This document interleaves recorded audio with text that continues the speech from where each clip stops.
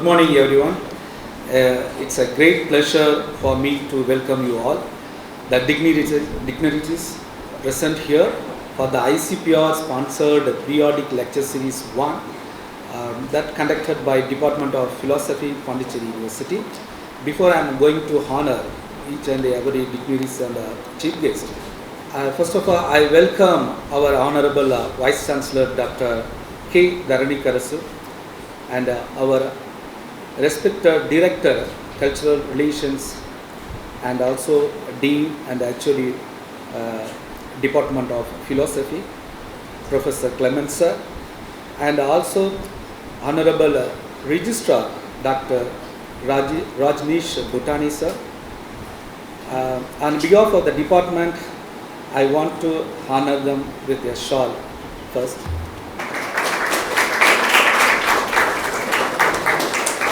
Respected Director Culture and Dean of Humanities and HOD of this department, Professor Clement, and the Registrar, Professor Rajneesh Bhutani, and today's speakers, Dr. Peter Heehs and Dr. R.P. Singh, Professor Nalini Tanvi is here, and Professor Indra is here, and Professor Jonas, and all the students. So it is nice to be in the philosophy department. So when I interact with my students, and I ask also, you are specialist in chemistry, but you are getting in doctorate in philosophy, master in philosophy. What is the reason behind this? Many of them do not know. I am not studying philosophy, but I am getting degree in doctor in philosophy, master in philosophy. So this is the understanding of philosophy at present in country also. So you are all ambassadors for philosophy, and you should popularize what is the importance of philosophy. So how many of you know here why everyone is getting Doctor of Philosophy? Can you raise your hand? You should know. You have no other option. Why everyone is getting Doctor of Philosophy? You have idea or not? Or you shy to feel? I am talking about students. You shy to feel to explain? I hope in the presence of our speaker, I don't want to embarrass you. You should know this. Please read. Because philosophy is the father of all branches. Everyone, please come. Everyone reads branching out, but at the end they have to reach the philosophy. So everyone reaches you. You are the mother, father, everything.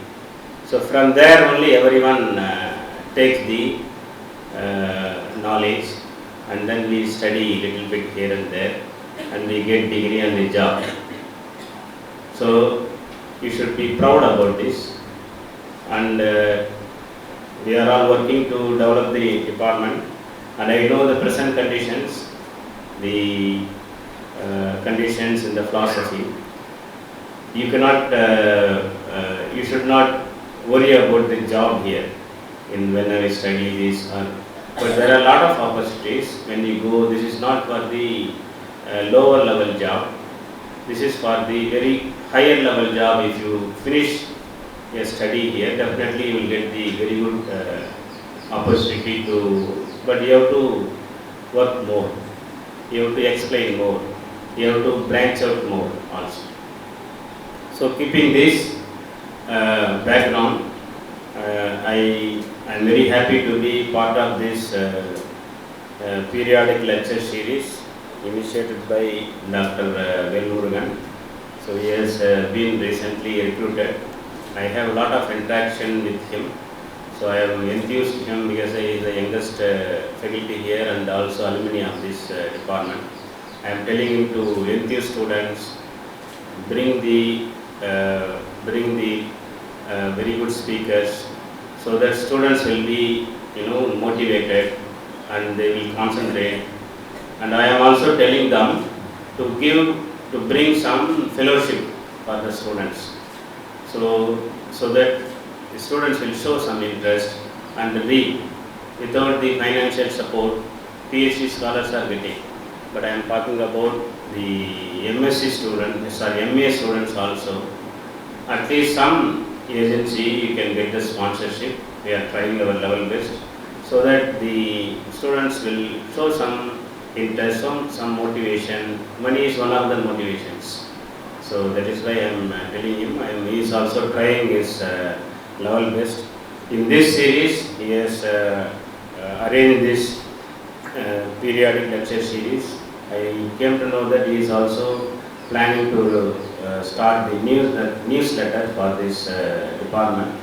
So I need your all the students' cooperation, contribute more, and bring that professional culture. It's already there, but increase your professional culture here. Should be highly competitive department, and you have to have good alumni meet here, and then have more interaction with the alumni, so that the department will be light.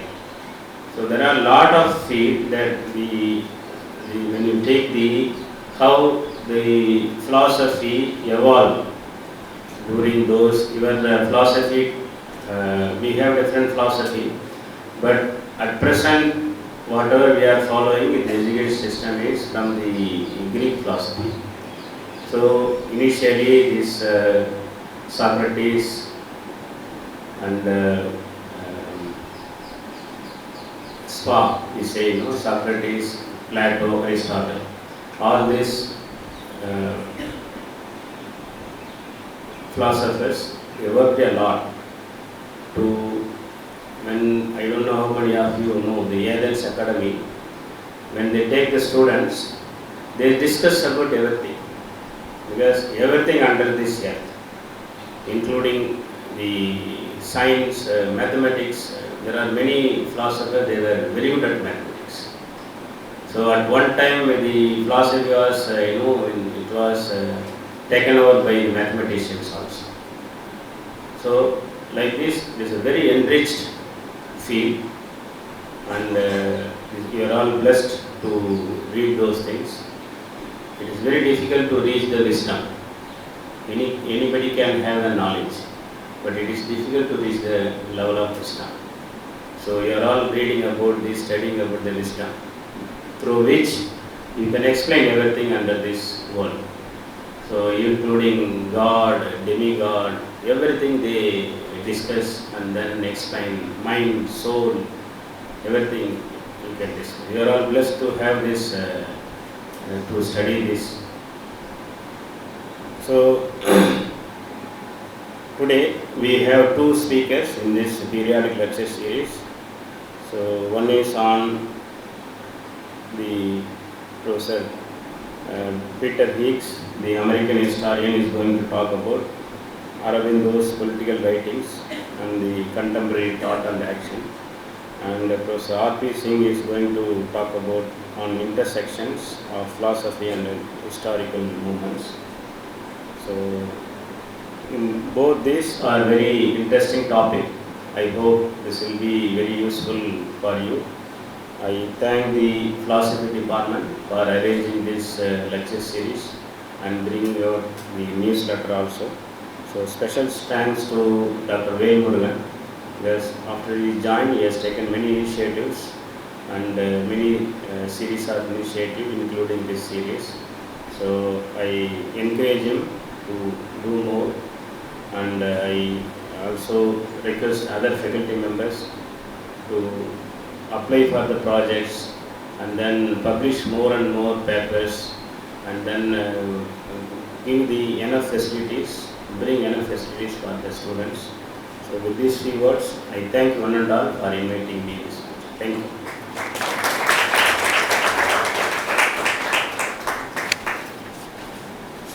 Thank you so much, sir, for kind and encouraging words. Sir, we are proud to announce here our department newsletter Ruminator. So it will be published once in 2 months from now on, and we will make sure it will be filled with the events and achievements of our department. The name of the newsletter, this name is Numinator, means reflective thinker characterized by quiet contemplation. So because of time constraint, right now I request you all dignitaries and ma'am, Nalini Thambi and Indra ma'am, everyone to launch this newsletter right now.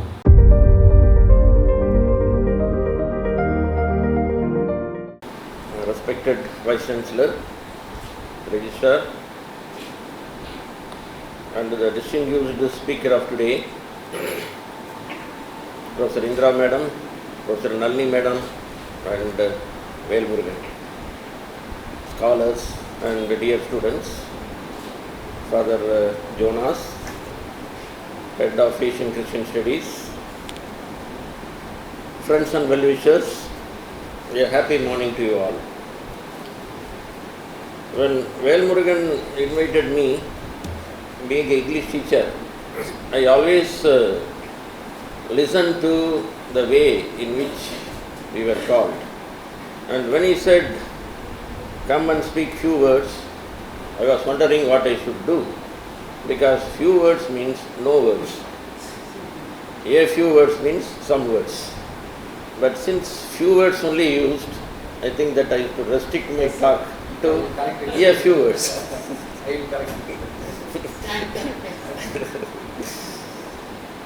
So, today we have an excellent speaker, and I thank Vel Murugan for inviting him, because I have been listening to his talk several times, and such a distinguished scholar on Aurobindo I have not seen. And from the very beginning, ever since Vel Murugan is appointed in the department has become vibrant with quite a lot of activities. And in every activity, I am also playing a small role. I don't know how to call Not it. small role, sir, larger role, sir. Big role you also have. And I have been encouraging him. But encouragement alone is not enough. But we should have people to take up the task. The person who is executing our work, that is more important in any administration. And I need not discuss more about it, because our professor Tarnikar sir, he knows fully well. He has been loaded with quite a lot of thoughts for the benefit of our university. But those things should get executed. There comes the problem. One can think many things, but one can only think. But the execution is very important, and that could be possible with people like you, young minds, students, etc. With your help, that we can reach greater heights.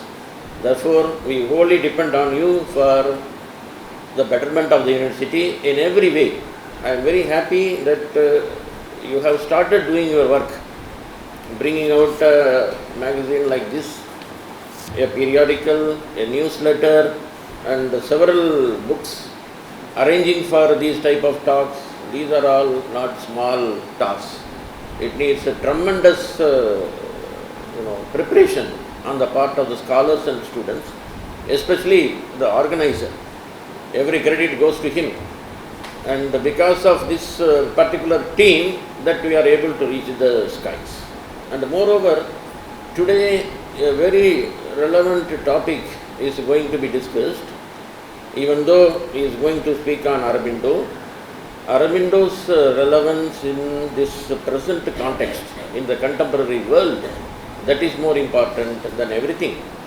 And some of you, since you are very young, you may raise this question: what is the use of studying about a philosopher who lived so many years ago? Do you think that still his philosophy would be relevant in the modern context? My dear friends, I want to tell you one thing. In Preface to Shakespeare, that is one of the greatest works by Dr. Johnson, he talks about the enduring popularity of Shakespeare. 400 or 500 years ago, people read and enjoyed Shakespeare. They went to the theatre in order to get the flavor of Shakespeare's style of language. But still, tomorrow I am going to take up a class on Shakespeare. That itself shows the enduring popularity of these great writers. And that is why Dr. Johnson says, if any work has stood the test of time, consider that particular work of art to be a very popular one. What actually he means by the test of time? If a particular work is interesting in a particular context, in a particular age, that work need not continue to gain popularity in the forthcoming generation. They will simply throw it out and say that what after all, those people have, praised this book, but we don't find any relevance in our society, in our present context, you would say. But when the work stands the test of time, hundreds of years, for many generations, it should certainly considered to be a great book. Because time has tested it and proved it to be a great work, and therefore it is a great work. And no more evidence is needed. We need not go for any kind of proof. This itself is a great proof. And similarly, being a student of literature, I would say, if you want to know about the English poets, especially the romantic poets, read Sri Aurobindo's Future Poetry. There you have everything, the modern criticism about the romantic age. And people at that time, during the time of Sri Aurobindo, when he lived here in Pondicherry to write his very famous epic, Savitri, this subject has become a very controversial one. Some hailing the romantic poets to the skies. Even if I tell you about Wordsworth, what comes to your mind? The very famous Rainbow and some of the poems like Daffodils and so on and so forth. And you say that he is simply the greatest of all the romantic poets. But do you know what Sri Aurobindo said about the romantic poets? To me, Wordsworth appears to be an automobile running off insufficient petrol. This is what Aurobindo said about the greatest romantic poets of all, Wordsworth. It seems to Aurobindo that he is like an automobile running off insufficient petrol. Nobody dared to say that. And he never gave any importance to some other romantic poets too, because it is the originality that matters. And when Aurobindo finds that originality is not there in some of the romantic poets, he simply chided them aside. And again, when a particular child or a very small one appears to be great at the very tender age, how do you call them? You may be having several terms for that, and father has come out with one common term that goes with it. But in Tamil, we say, Karuvil Tirudayar. That means at the very young age, at the time that it is quite impossible that a child can do that kind of performance. You go to YouTube, you see a 5-year-old boy playing guitar in such a way that people are spellbound. And a small 3-year-old girl reciting the entire verses of Tirukkural couplets. And all these things are impossible, but the impossible is happening sometimes. Miracles are happening everywhere, and you should consider these things as miracles. But Aurobindo comes out with a particular term, oceanic consciousness. That means this is what you call as Karuvil Tirudayar. A small baby can appreciate, understand what is happening around it, even when the baby is in the womb of the mother. This has happened with Prahlada. I need not tell you the story. When Saint Narada was telling about certain great god and goddesses, the child could respond to it because only the mother is listening to the story. She is pregnant. But after some time, the mother started dozing because the story is pretty long. But the baby could understand it and also utter certain sounds which only Saint Narada can comprehend. We say, right? When you are listening to a story, that comes from the womb of the mother. This is something which we can't understand, but that is what it is.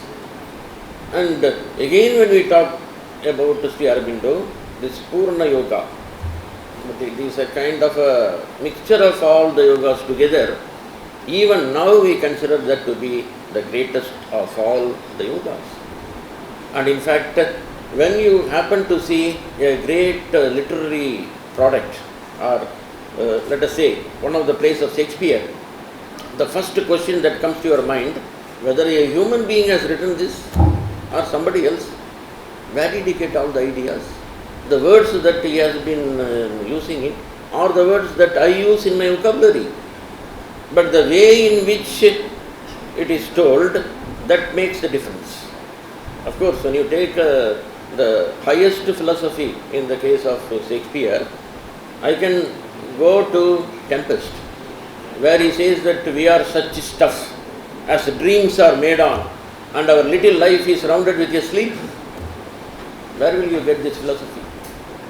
It is something, philosophy simplified, that's all I can say.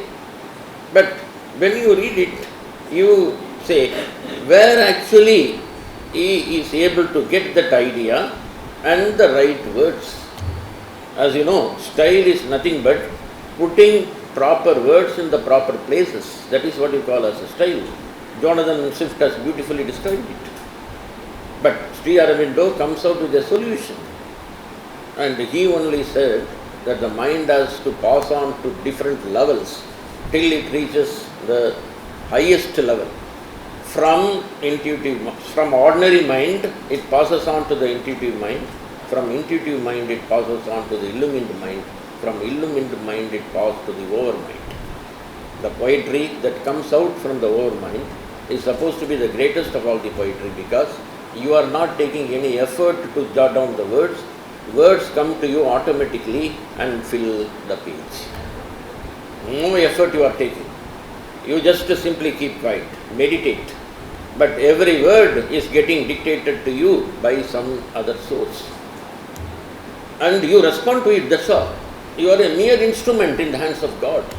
This is what Sri Aurobindo said. Therefore, I think, in my opinion, Aurobindo's greatness will continue forever, and the light that it has ignited, it will never be extinguished, and every now and then it will be ignited and made to glow even more brighter by great scholars like Peter Heehs. Thank you very much.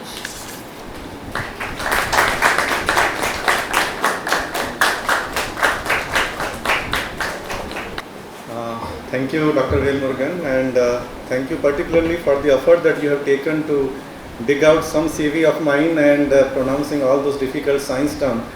Thank you very much. In fact, the difficulty is more with me to being in the philosophy department in front of all these philosophy bright students.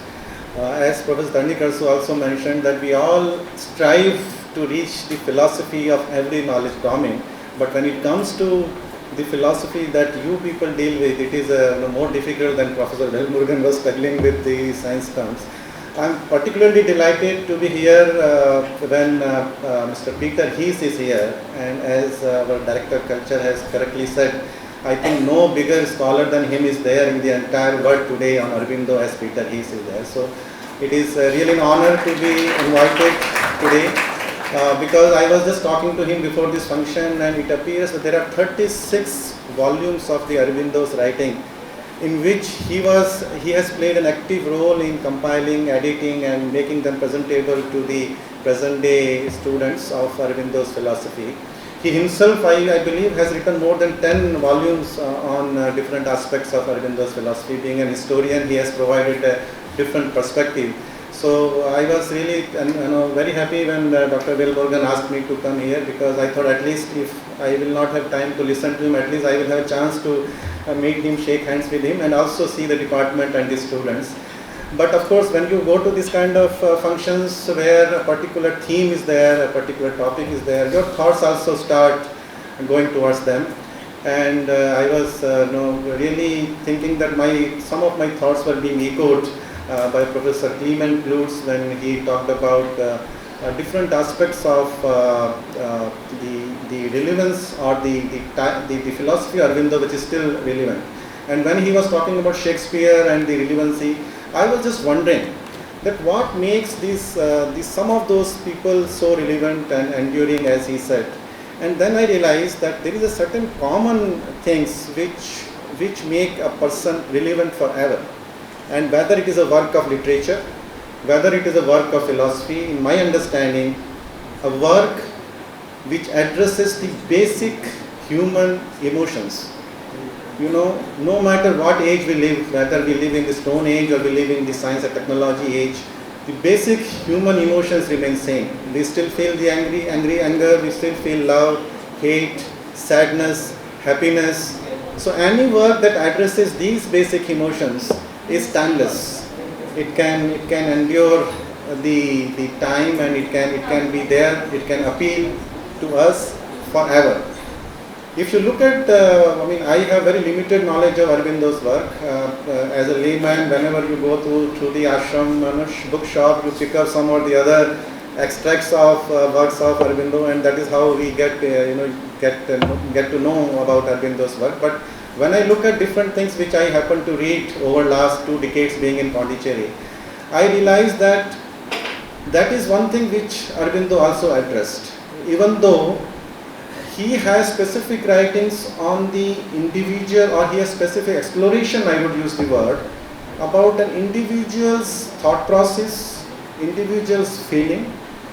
Also at the scale of a society, he has special writings on the society's evolution through time and society's working. He has, of course, writings on nations, country-wise level, and of course on the humanity scale.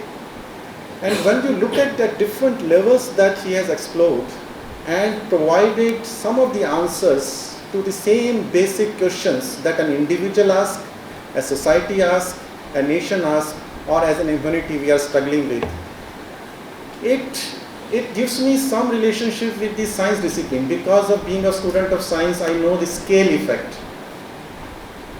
The society is made by individual, nation is made by societies, and the humanity is all nations together. But you see, the manifestations of the same basic emotions are very different on different scale. And that brings me to know the understanding that we get as student of science, that how the scale matters.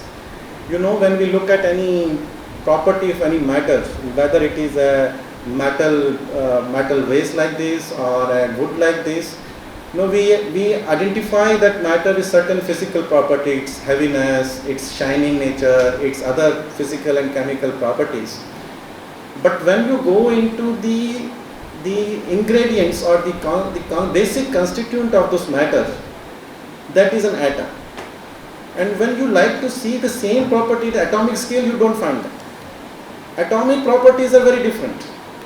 In fact, that reminded me, another interesting aspect of this is that if we know that this is quite heavy, this is light and all, but what is the heaviest object which has a density of something like millions of kilogram per centimeter cube? That is the nucleus of an atom. But the same atom makes all the matter which are very light. That means the atom is actually composed of empty space. 99.99% of an atom is just empty space. And that is what makes everything, but its manifestation completely becomes different. So when these atoms come together and make a metal or make wood or make us, our properties are very different at a small scale. And then when we become part of society, even though as an individual I might be behaving differently, but as a part of a group, as a part of society, my own behavior or as a society's behavior could be completely different. So in that way, if you look at Aurobindo's teachings, I find really amazing to see that he has addressed all these manifestations of the same basic emotions, same basic feelings, same basic tendency of an individual, but its different manifestations at different scales so beautifully. He has explored it at the individual scale, at the society scale, at the country scale, with the different answers to that. That shows the greatness of, that shows the endurance or enduring nature of his work that we still are trying to completely grasp and completely understand with the help of scholars like Peter Heehs. So that, that gives us kind of a motivation and inspiration to further explore and see. Particularly, I also, and I'm sorry to get tempted and to get carried away with a lot of things which are coming to my mind. I also see Aurobindo as a good balancing answer to his contemporary, or maybe a little overlap of some philosophers which I right now remember is Nietzsche. Nietzsche, German philosopher, you know about him, being a philosophy student, very famously said that God is dead. We killed him. And the idea was that the kind of existential question that he was answering, or he was trying to answer, he was completely influenced by that time of the science and technology's advancement, where it felt like that we can explain everything. It felt like that there is no meaning other than just coming to getting born and then dying, and between this, beyond this and before this, there is no meaning, and you have to make your own meaning in order to survive. So he very famously said, God is dead. It is all the age of reason and age of rationality.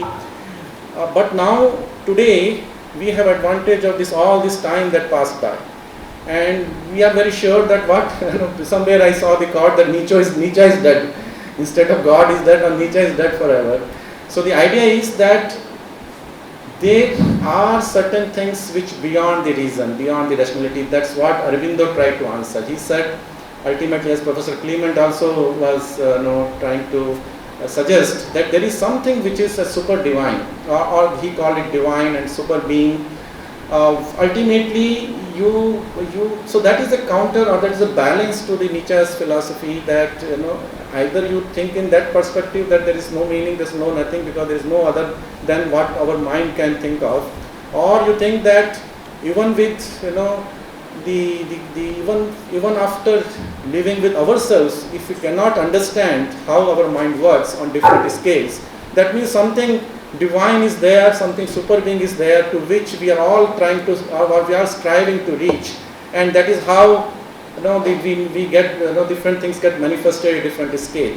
So those questions which were provided in a way, in my understanding, as answers to the existentialist philosophers like Nietzsche, they will remain relevant, as you see today.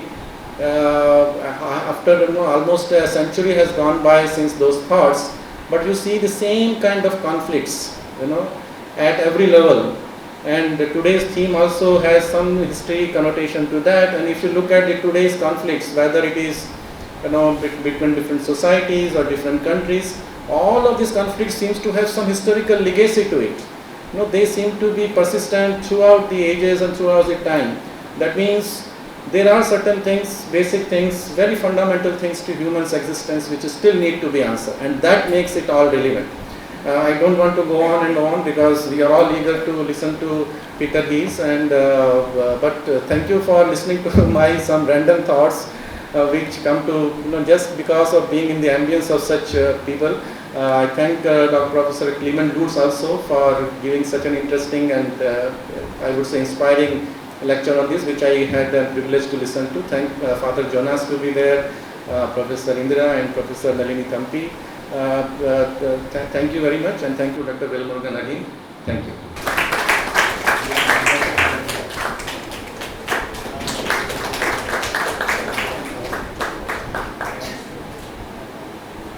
Peter Heehs is an independent scholar based in Pondicherry. He is connected with Sri Aurobindo Ashram archives, and he is on editorial board of collected works of Sri Aurobindo project.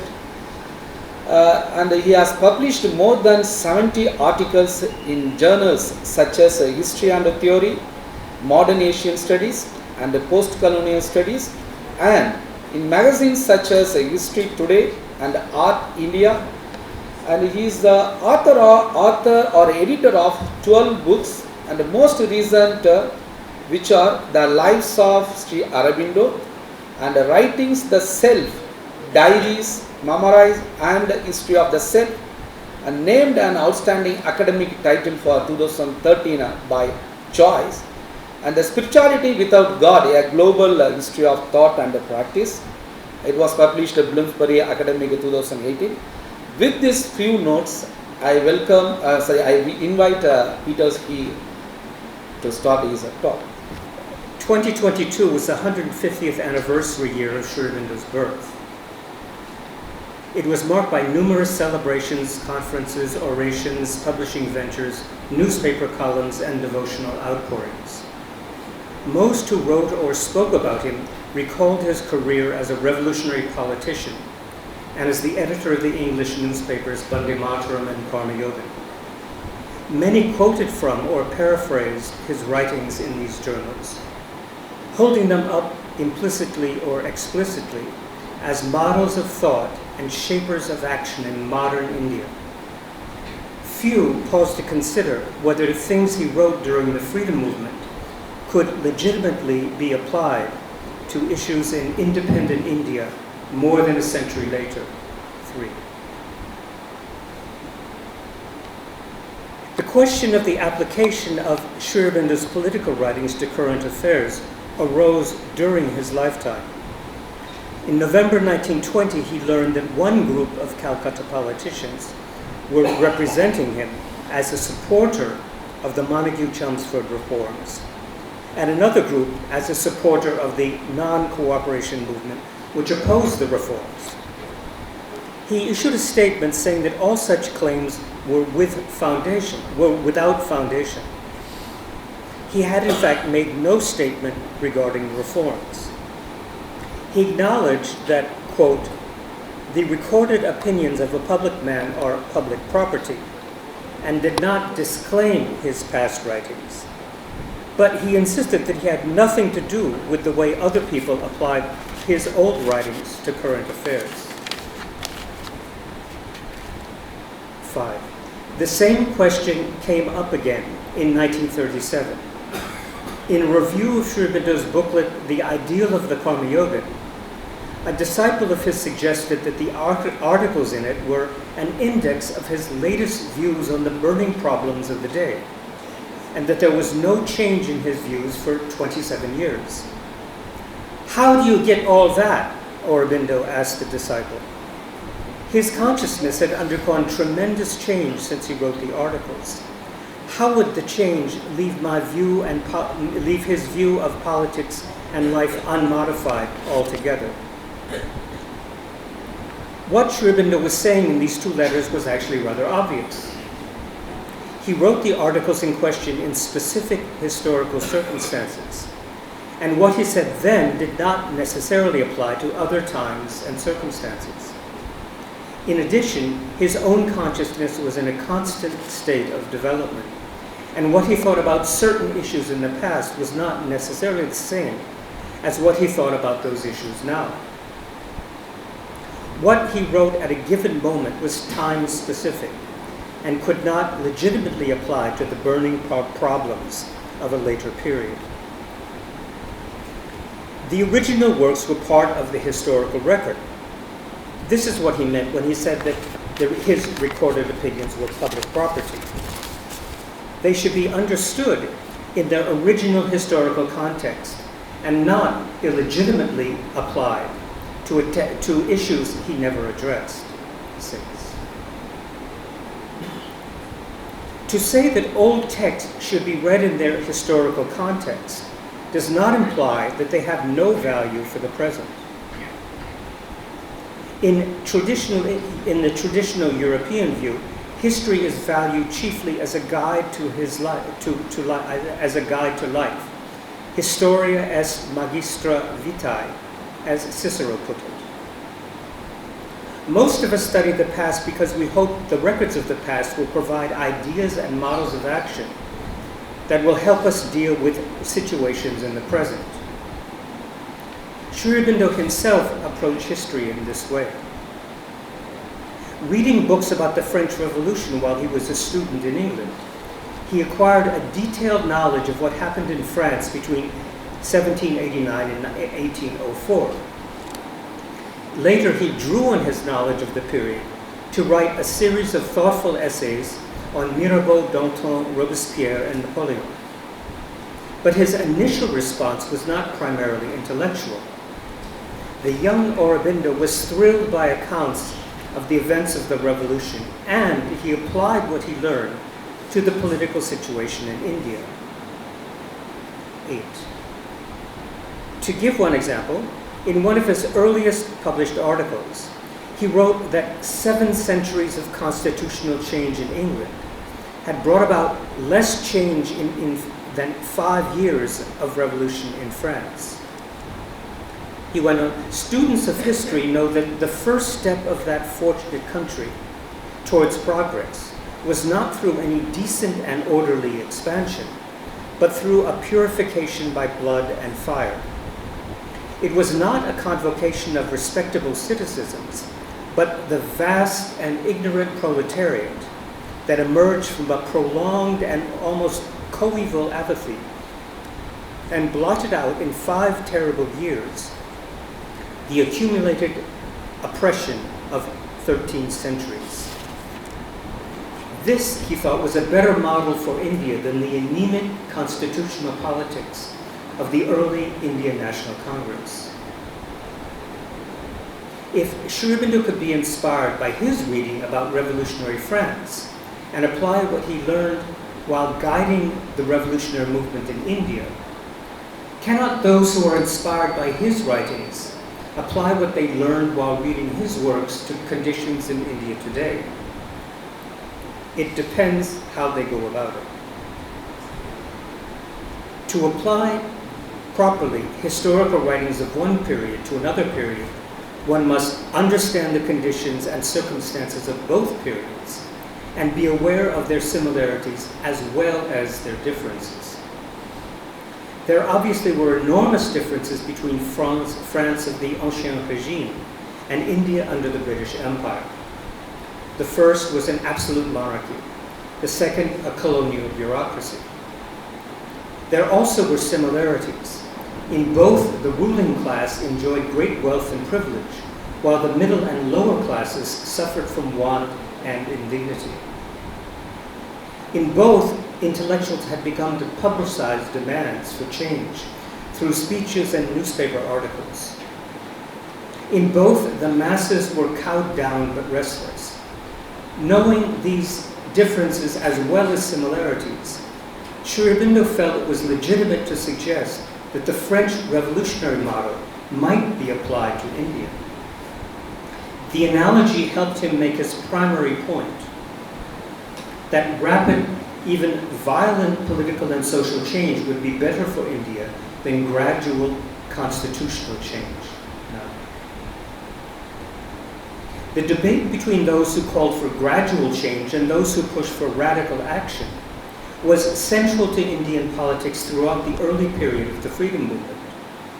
It was exemplified by the conflict between the moderates and the extremists, terms popularized in 1906 that still figure in most histories of the period. Sri Aurobindo, a leading extremist, based his demand for radical action on the concrete lessons of history, by which he meant in particular the history of the French and American revolutions and the Risorgimento in Italy. 10. Moderate Surendranath Banerjee, basing himself on his reading of British constitutional history, asked the government not to block the way of Indian nationalists. This would prepare the way for, quote, a happy and not inglorious transformation at no distant day. Sri Aurobindo mocked Banerjee for his, quote, vague and intangible rhetorical generalizations. What was needed, he said, was not sounding phrases but practical action. Viewed from the vantage point of 2023, we can see that both the moderates and the extremists played significant roles in the freedom struggle. Historians rightly discuss both groups when writing about the period. When we read their discussions, we have to look beyond catchwords and events and understand the social, economic, and political factors that frame the moderate extremist debate. Only then can we apply the lessons of the Swadeshi movement to contemporary political and social life. Now I will speak about the general question of historical representation. Although his active participation in the movement was short-lived, Sri Aurobindo is generally regarded as one of the outstanding figures in the early period of India's struggle for freedom. As a result, his writings and speeches are often cited by writers of different persuasions. Some hold him up as a model whose words should be followed without question. Others criticize him as the creator of problems that continue to haunt contemporary India. Comparatively few of his supporters or his detractors have a thorough knowledge of his life and works. Like many other iconic figures in modern Indian history, his life has been reduced to a handful of events and quotations. This makes it difficult to assess his political career as it actually unfolded. My aim here is not to attempt a re-evaluation of Sri Aurobindo's political life and philosophy, an enormous task for which we do not have time. Rather, I will examine how other writers have represented his position on specific issues and inquire how accurate these representations are. You will recall that when Sri Aurobindo wrote about how people applied his writings to current events in the 1920 letter that I quoted earlier, he twice used the verb represent to show that the application was not his, but theirs. In the 1937 letter, he denied that his early writings could be used as an index, that is, an indication or representation of what his current views were. What he was doing in these two letters was critiquing others' representations of his views, not restating them himself. In what follows, I will attempt a similar critique of recent representations of Sri Aurobindo's political views. In European philosophy and ordinary language, a representation is a mental, verbal, or visual image of something that exists in the world. For example, a portrait that represents a face. We say the representation is adequate if it matches the original in its essential aspects. In historiography, representation is not so straightforward, since the historical object is not available for direct observation. In addition, that which is represented, an event or a series of events or interplay of forces in time, is highly complex and difficult to capture in words, or charts, or graphs, and so forth. It therefore is hard to determine if a historiographical representation is adequate or not.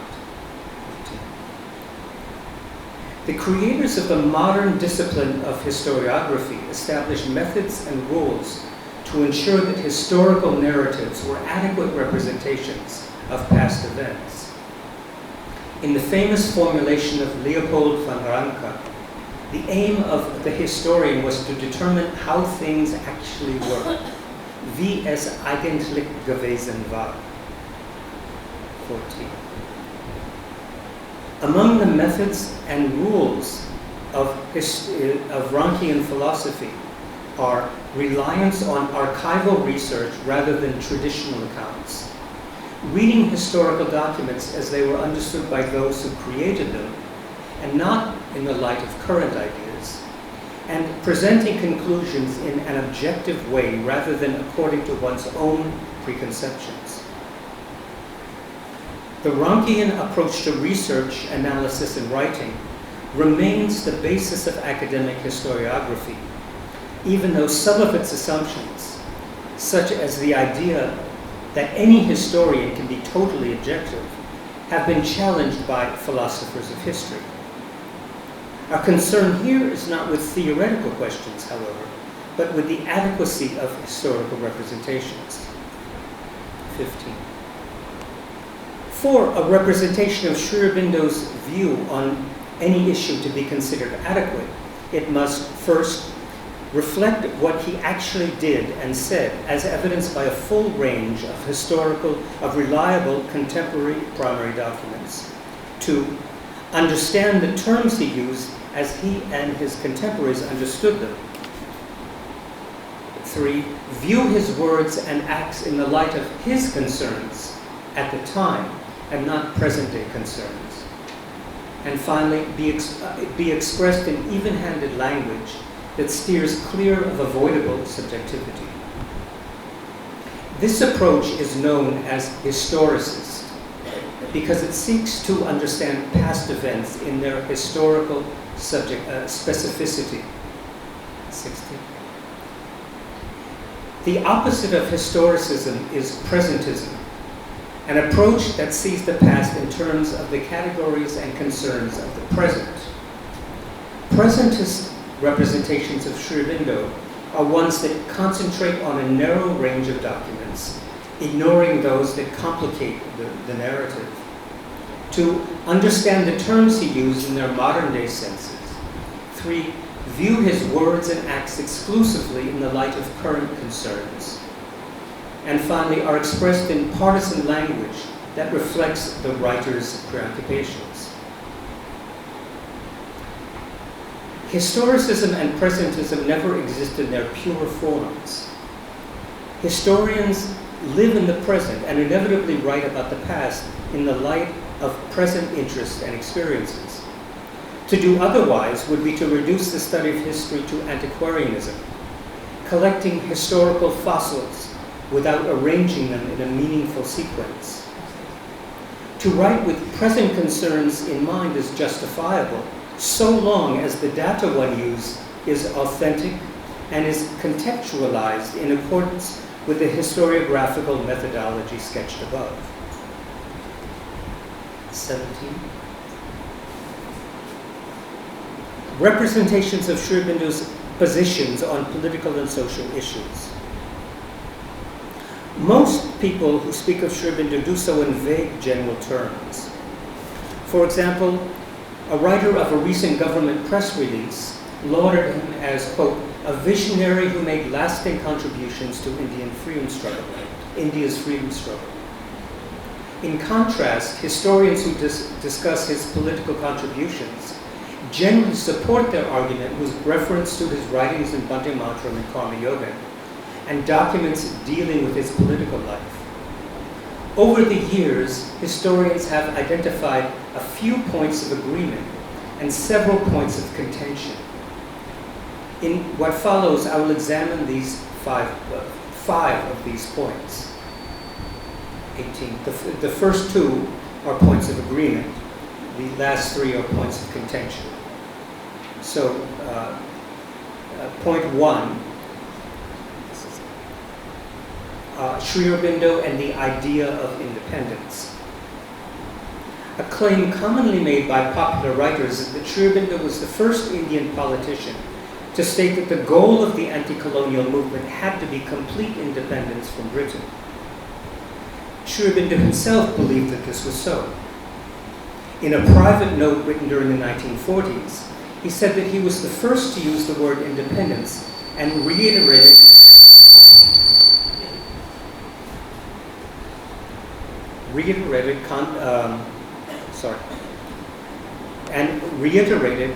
constantly in the Bhante Mataram as the one and immediate aim of national politics. Contemporary documents provide some support for this retrospective claim, but other documents complement it. So here's a claim. it seems quite justifiable, but if we're going to deal with it critically as philosophers, we have to examine all the evidence that bears on it, positive and negative, and make up our own minds.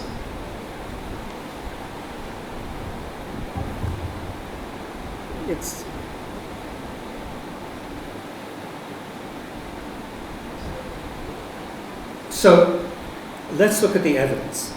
19.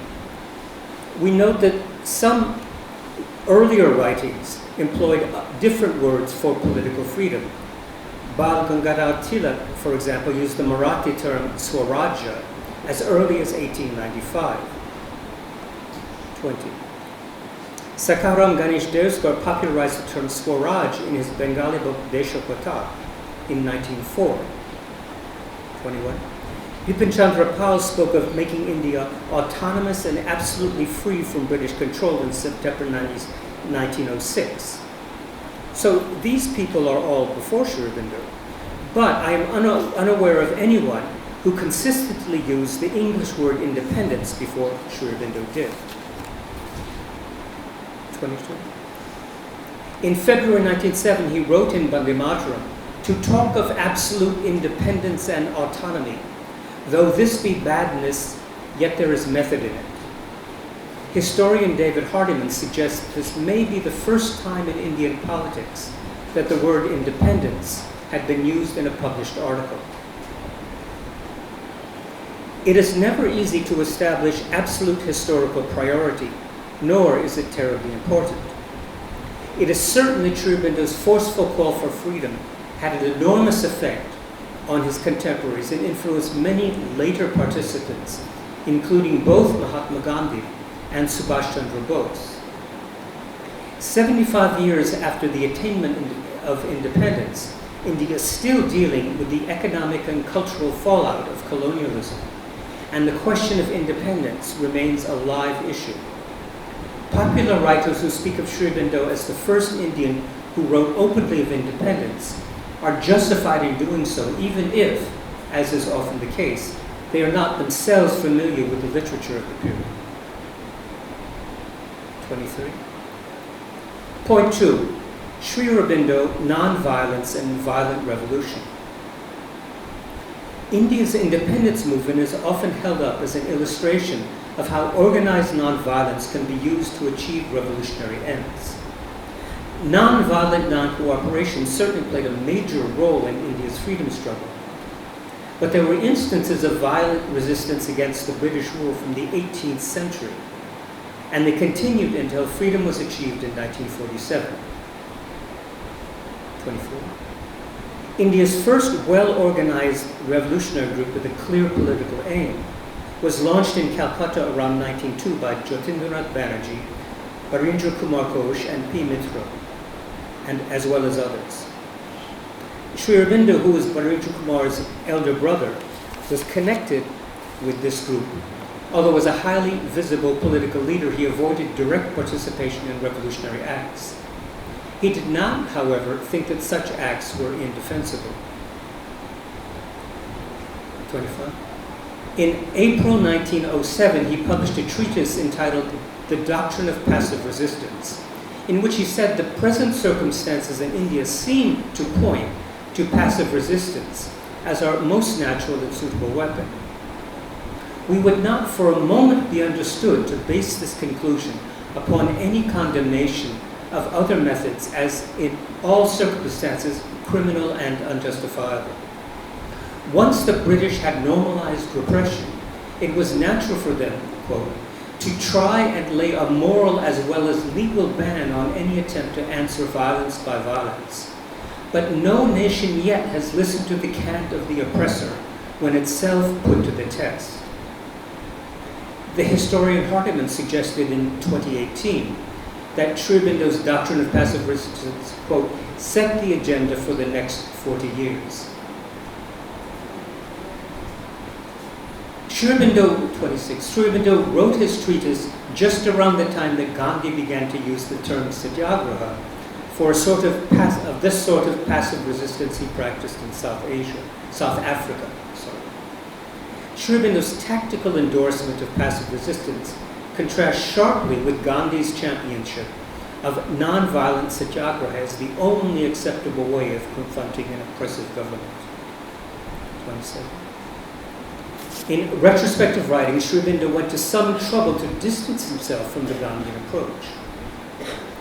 Learning in the 1940s that certain people represented him as a pacifist who was, quote, opposed in principle and in practice to all violence, and that he denounced terrorism, insurrection, and so forth as entirely forbidden by the spirit and letter of the Hindu religion, he insisted and said that this was quite incorrect. He was, he said, neither an impotent moralist nor a weak pacifist. In recent years in India, non-violence has fallen out of favor, and historians as well as popular writers have given renewed attention to the actions and writings of revolutionaries, such as Bhagat Singh and Sri Aurobindo.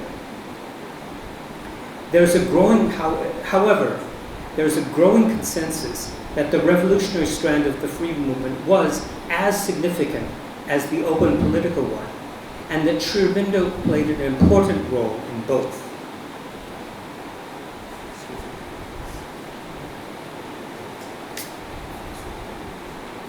You want to stand up and stretch?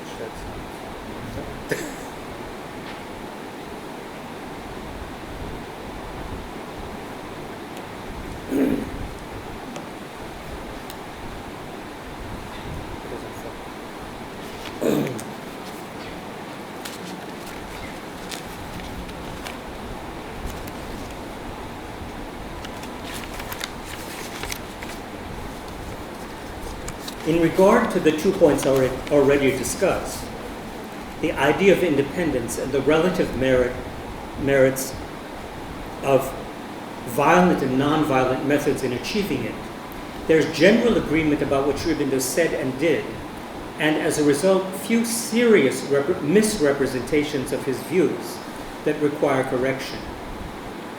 In regard to the next 3 points, there's a great deal of controversy regarding his positions, and consequently a great variety of representations, some of which have more value than others. 28. So the third point, Sri Aurobindo, nationalism and religion. 29.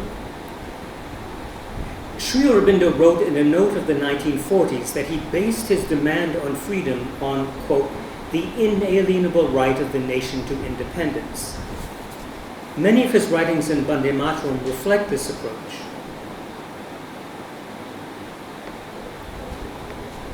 Foreign rule was, he wrote, unnatural and fatal to the economic life of the subject country.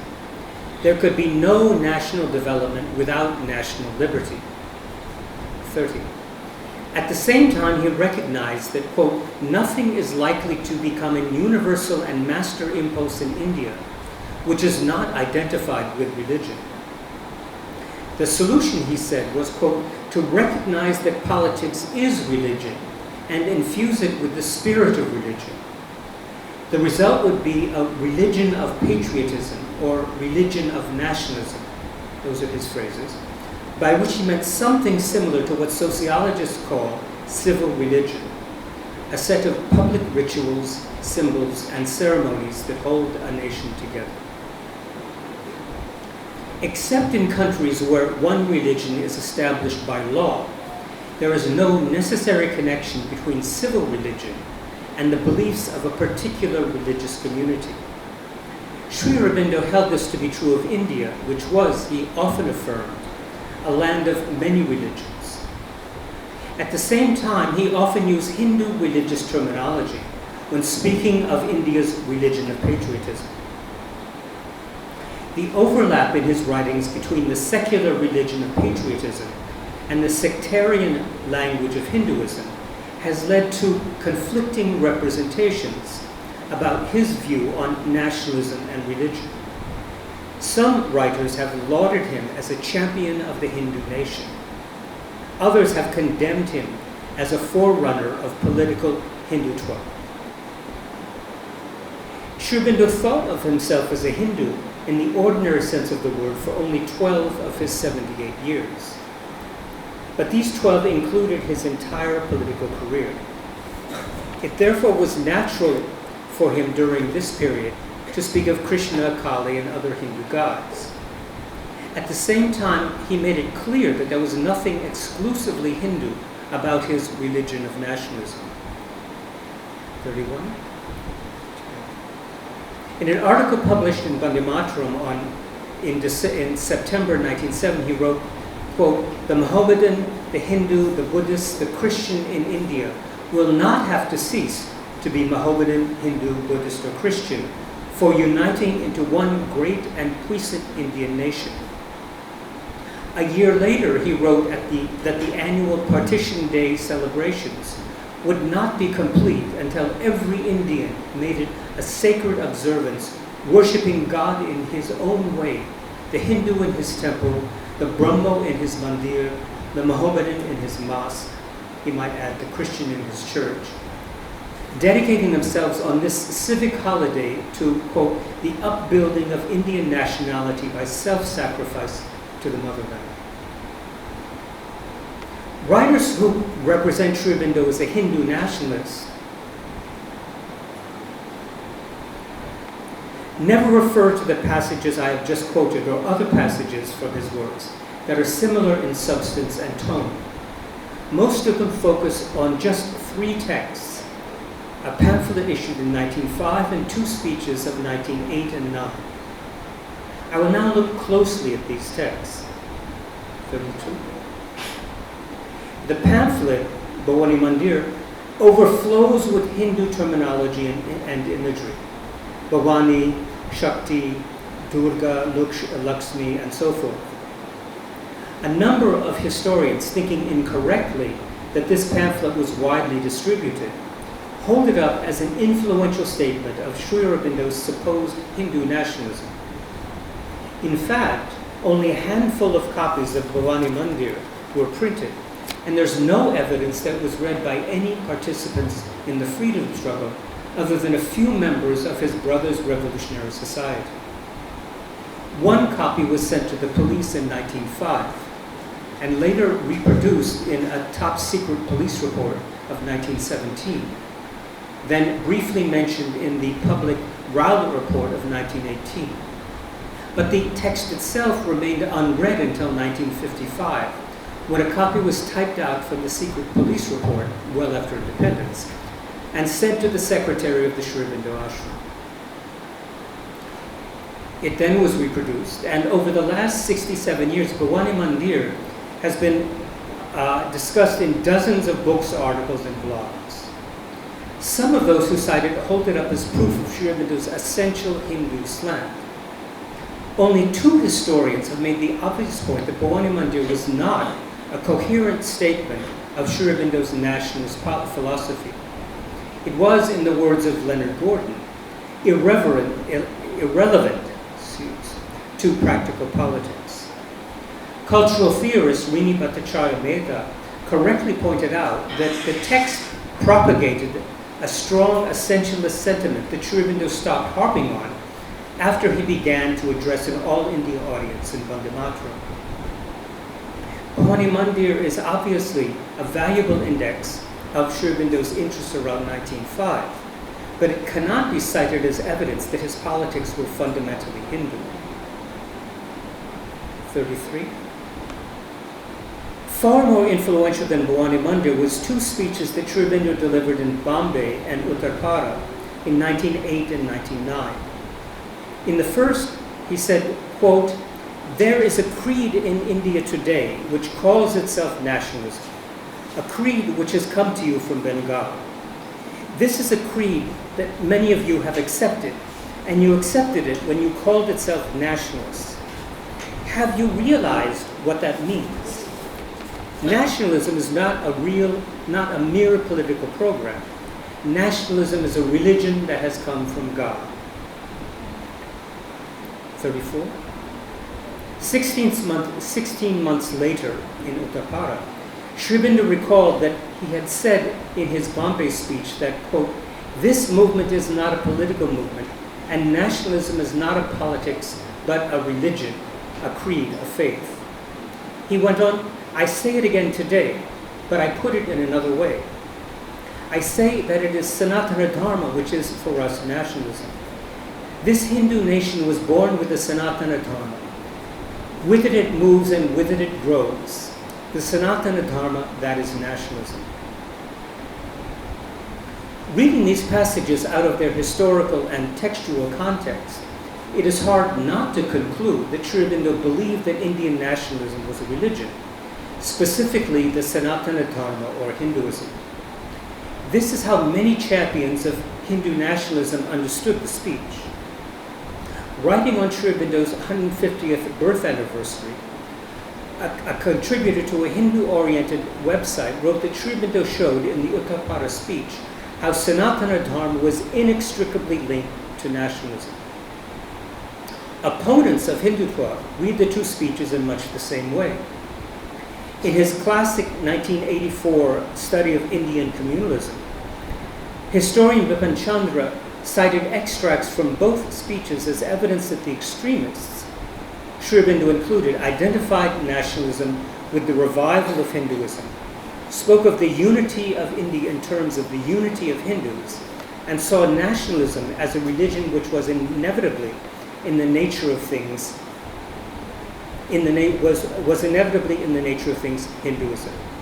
So both the blogger and the historian, Bipin Chandra, writing from opposite ends of the political spectrum, Bipin Chandra is generally considered a Marxist, both represented Sri Aurobindo as a Hindu nationalist who believed that there was an essential connection between the Hindu religion and the Indian nation.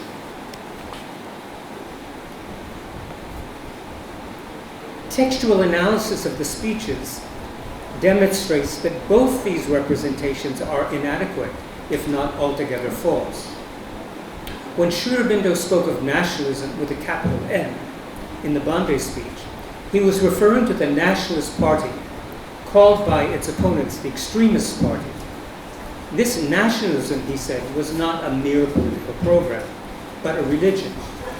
This echoes what he had written in Bande Mataram the previous year about needing to recognize, this is a quote, to recognize that politics is religion and infuse it with the spirit of religion. He was not saying that Indian nationalism was connected with a specific religion, but that people should dedicate themselves to nationalism, capital N, in a religious spirit. Sri Aurobindo delivered the Uttapara speech of 1909 on the invitation of the local chapter of the Dharma Rakshini Sabha. Such groups had existed in Bengal since the beginning of the 19th century. They were founded by Orthodox Hindus in response to the challenge posed by reform groups such as the Brahmo Samaj.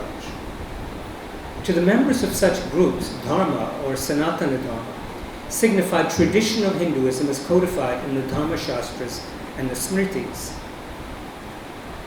35. Sri Aurobindo was far from being an Orthodox Hindu, but he had friends in Uttapara and was happy to accept their invitation. In the course of his speech, he reminded his audience that the name of their society, Dharma Rakshini Sabha, was in English, Society for the Protection of Religion. He agreed with them that the work at hand was quote, the protection and the upraising before the world of the Hindu religion, the religion we call Sanatana, eternal.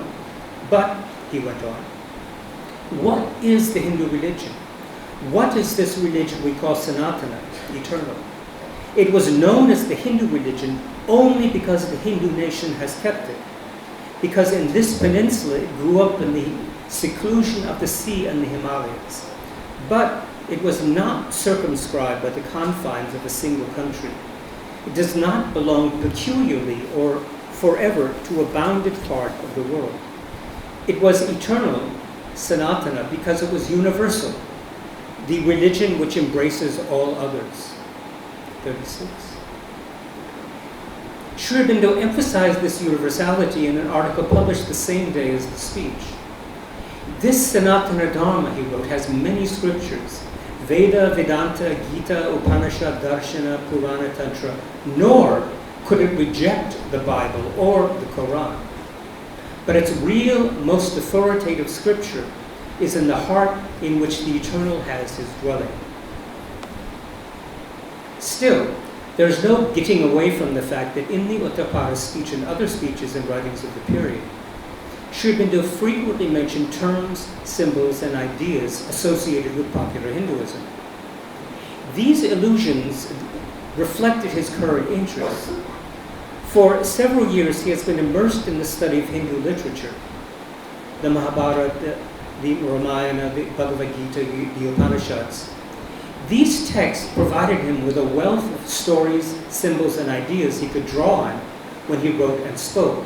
But his citation of this literature did not mean he was promoting Hinduism, any more than the fact that he often cited Christian texts meant he was promoting Christianity. We found that in these two journals, Bande Mataram and Karma Yogan, he cited biblical verses at least 50 times, as well as, of course, the Upanishads, Gita, and so forth. But he was certainly not a Christian, and he was not promoting Hinduism when he cited these Hindu texts. 37. It cannot, however, be denied that there is perceptible Hindu coloration or tinge in his writings of 1908 to 9. This has caused many historians to conclude that his political rhetoric alienated Indian Muslims.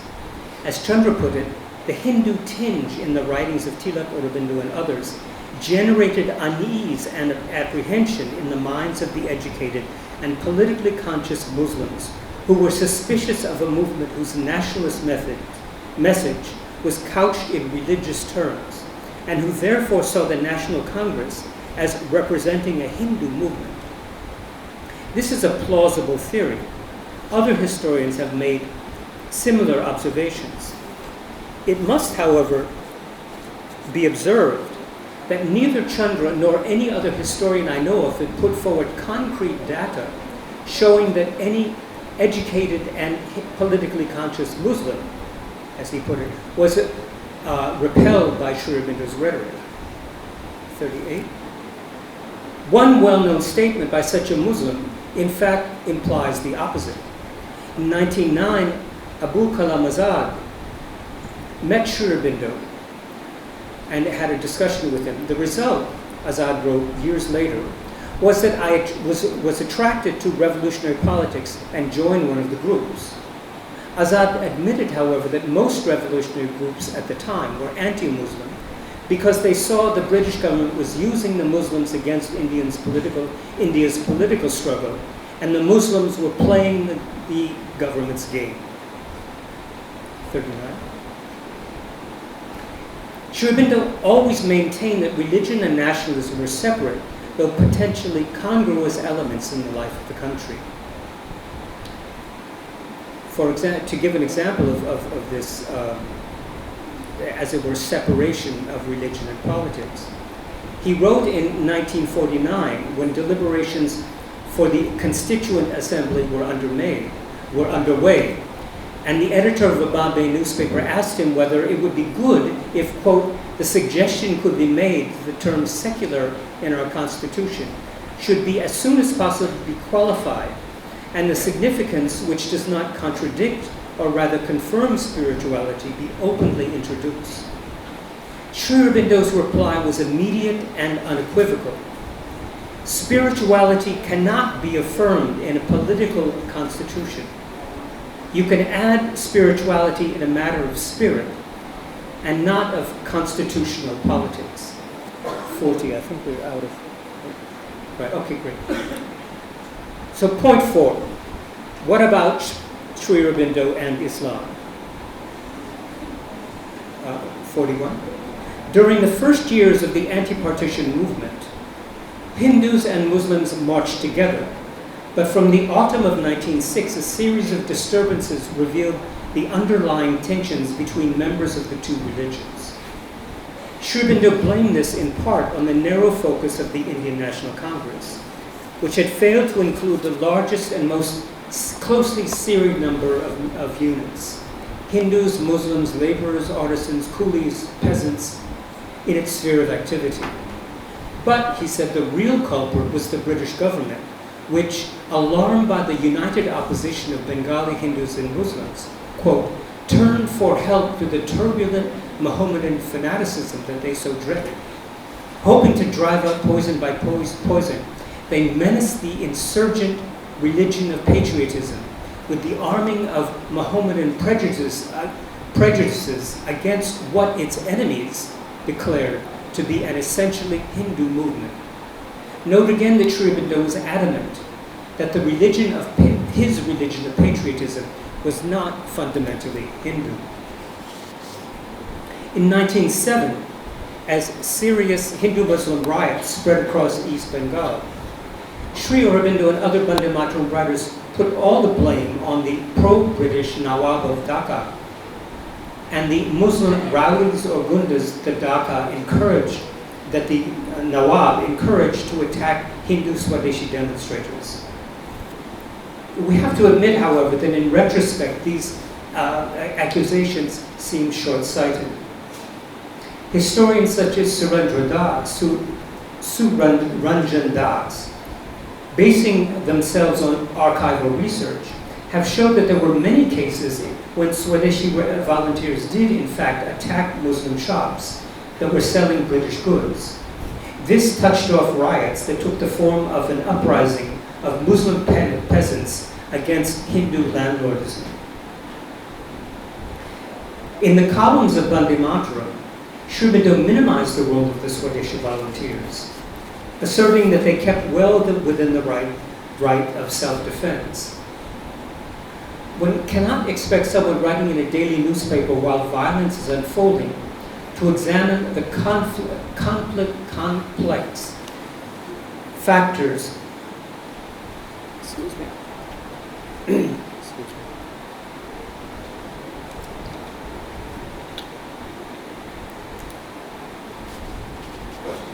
The network of factors lying behind it.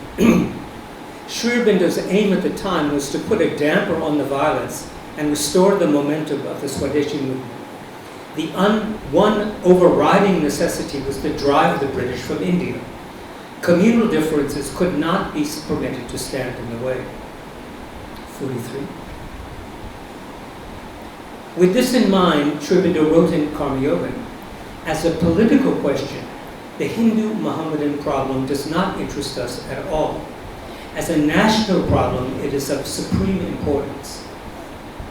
He added that he planned to make this question, part of his work, quote, to place Muhammad and Islam in a new light before our readers, to spread juster views of Mohammedan history and civilization, to appreciate the Muslim's place in our national development, and the means of harmonizing his communal life with our own, not ignoring the difficulties that stand in our way, but making the most of the possibilities of brotherhood and mutual understanding. 44. In general, Sri Aurobindo had a lack of engagement with the Muslim problem, but this did not mean he supported Hindu separatism. When he learned in 1909 that some Hindus of Punjab had founded a Hindu Sabha, the first of several groups that eventually merged to form the All India Hindu Mahasabha, he wrote immediately, "We do not understand Hindu nationalism as a possibility under modern conditions," adding, "Under modern conditions, India can only exist as a whole." The Punjab Hindu Sabha, he wrote, should direct its effort towards the creation of a countrywide unity, brotherhood, and intensity of action. Otherwise, he concluded, we must reject it as a disruptive and not a creative agency. In later writing, Sri Aurobindo expressed his admiration for Muslim culture. In a series of essays, he wrote in glowing terms of Indo-Muslim architecture, for example, saying that in this, the Hindu mind absorbed the West Asian influence, producing works that sometimes expressed a certain immaterial charm, at other times touched the skirts of the divine. To give another example, in political organization, he wrote, Muslim India was a great producer. The Mughal Empire was a great and magnificent construction, and an immense amount of political genius and talent was employed in its creation and maintenance. India under the Mughals, he continued, this is 46, so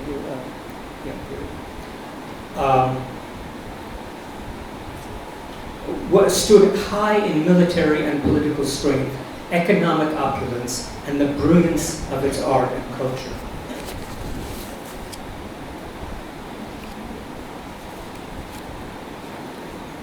Recent representations of Sri Aurobindo's attitude towards Indian Muslims tend to be simplistic and fixed.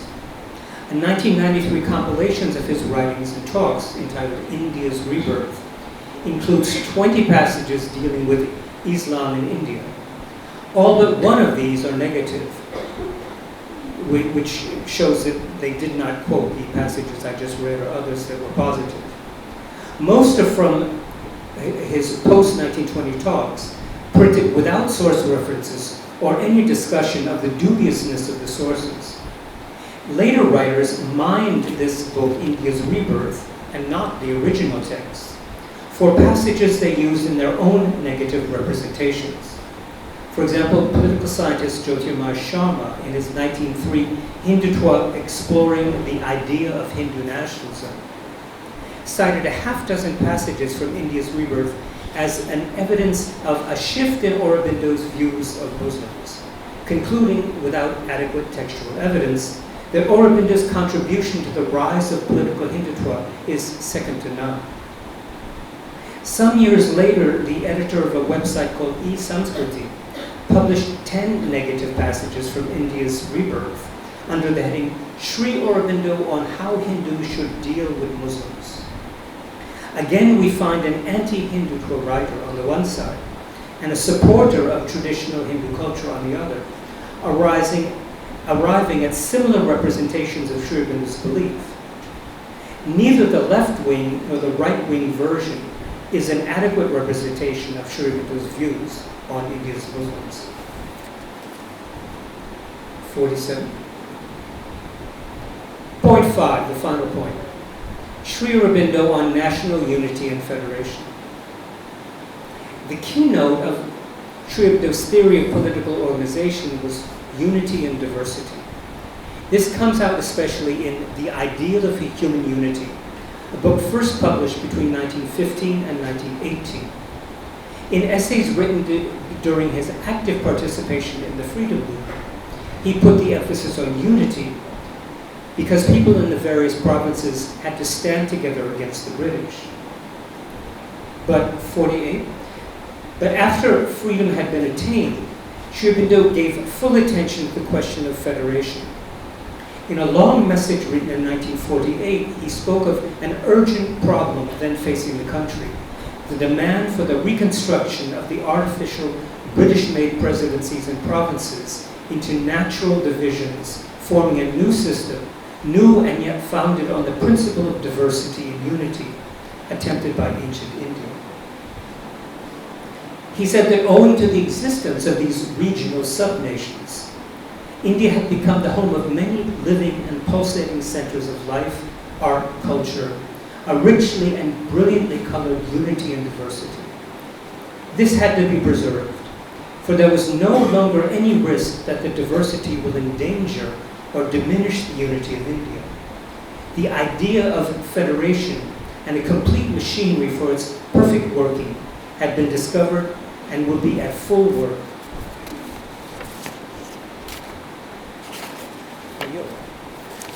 Excuse me.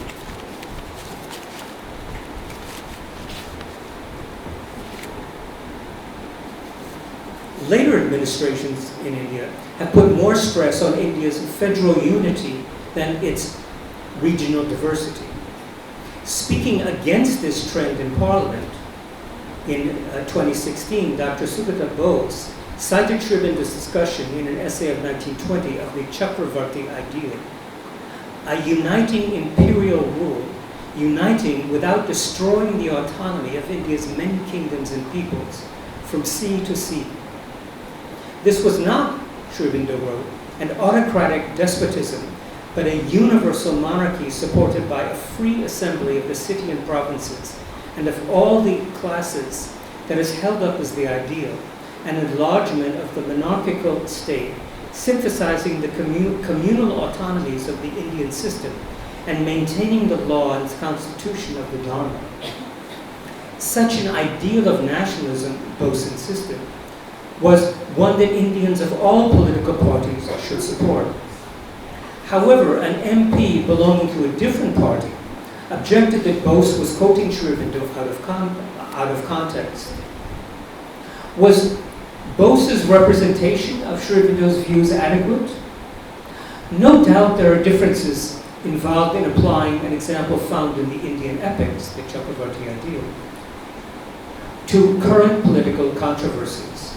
But the ideal Sri Aurobindo spoke of in its ancient historical context in the 1920 essay corresponds in large measure to the idea of a federated republic he proposed for modern India in 1948. Any acceptable representation of Sri Aurobindo's views on political organization has to include his affirmation of regional diversity as well as his call for unity. In 1950, the last year of his life, he wrote that the most desirable form of an international union would be a federation of free nationalities in which all subjection or forced inequality and subordination to one another would have disappeared. All would have equal status. I believe he wanted the same sort of free federation for the Indian nation as well. So a few words in conclusion. In inquiring whether it is legitimate to use Sri Aurobindo's early political writings as guides to contemporary thought and action, I have examined representations by a number of authors of his views on 5 important issues. In each case, I began by providing a summary of his ideas through citations of significant passages from his works.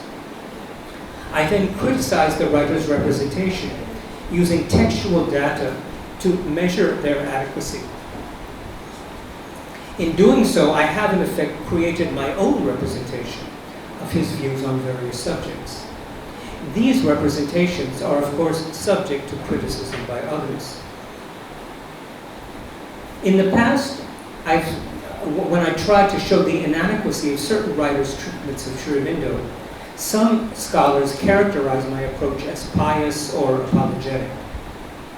I certainly am no more free from bias than any other historian, but I've always made an effort to follow the accepted rules of textual and historiographical methodology and base myself on a careful reading of primary documents.